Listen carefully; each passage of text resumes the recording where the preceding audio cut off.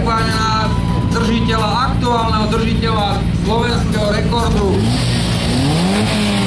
pretekov zrýchlení aut a motocyklov organizovaných Slovenskou šprinterskou asociáciou, ktorý dosiahol najrýchlejší čas dnešného dňa, ktorý ale podľa všetkého bude prekonaný tamtým supertraktorom s 1200 konskými silami. Samozrejme do hodnotenia sa ten čas zaratúvať nebude.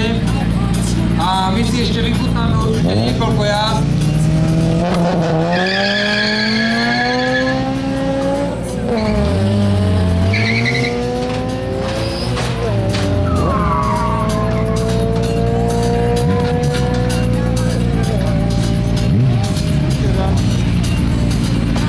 Niekoľko jazd super výkonnej 911 na